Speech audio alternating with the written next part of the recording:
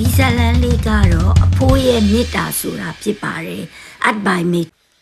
နေဝင်ချိန်ရောက်လို့နီးပါမိုးကုတ်စဝိုင်းကြီးတစ်ခုလုံးချွေရောင်တန်းနေပါသည်ဒါပေမဲ့အသက်12နှစ်အရွယ်မင်းရဲ့မျက်နှာကတော့မရှင်လန်းပါဘူးအိမ်ရှိမှထိုင်ပြီးခြံတောင်းကစပိန်အိုလေးကိုကြည့်ကတက်ပြင်းခဏခဏချနေမိသည်တာဘာလို့မျက်နှာမကောင်းတာလဲအဖိုးဖြစ်သူကမေးလိုက်သည်အဖိုးကလည်းတားတငယ်ချင်းတွေဆိုဂီယာပါတဲ့စပိန်အစ်စ်တွေစီးနေကြတာတားကြတော့ဒီတန်ကြီးတက်နေတဲ့စပိန်အိုကြီးကိုစီးနေရတယ်လို့မင်းကစိတ်ပြက်လက်ပြက်ပြောလိုက်သည်အဖိုးကပြုံးပြီးစပိန်လေးကအိုပေမဲ့တမ္မာတုံးမှာကွာမင်းအဖေကြောင်းတက်တုံးကလေဒီစပိန်နဲ့ပဲအခုမြေးလဲပေါ်လို့နှစ်သိမ့်နေဒါပေမဲ့မင်းကအဖိုးစကားကိုနားမဝင်ပါဘူးအဲ့ဒီညကစပိန်အစ်ပူစာရင်အဖိုးကိုစိတ်ဆိုးပြီးစကားမပြောပဲအိပ်ယာဝင်ခဲ့တယ်နောက်တနေ့မနေ့မှာတော့တအိမ်လုံးတိတ်ဆိတ်နေတယ်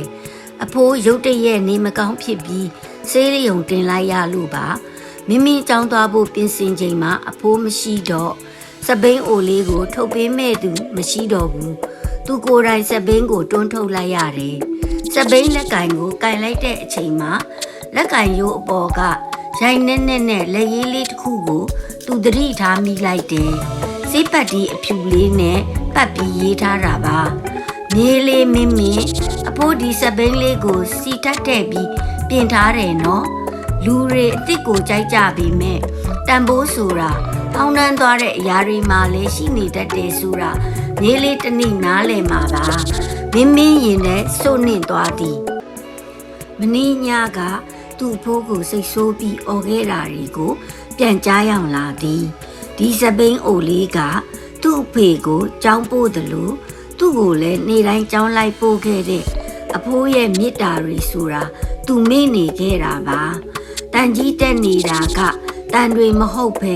အဖိုးရဲ့ချွေးနဲ့တန်ရောစင်တွေဆိုတာသူခုမှသတိထားမိတော့တယ်ကျောင်းသွားလမ်းမှာလေတိုက်တိုင်းအဖိုးသူ့ကိုဖက်ထားသလိုခံစားရတယ်စပိန်နေရတာအရင်ကတည်းပိုပေါပါသလိုပဲအဲ့ဒီနေကစပြီးမင်းဟာစပိန်အစ်စ်မလိုချင်တော့ပါဘူးရဲ့အတန်ငယ်ကြလို့အဖိုးဆေးရုံကဆင်းလာတဲ့အခါမှာတော့တောက်ပပြောင်လက်နေတဲ့စပိန်အိုလေးကိုမြင်လိုက်ရတယ်မင်းကစပိန်ကိုဆေးပြန်တုပ်ပြီးအတစ်အတိုင်းပြောင်လက်အောင်တိုက်ချွတ်ထားတာပါအဖိုးသားတို့စပိန်လေးက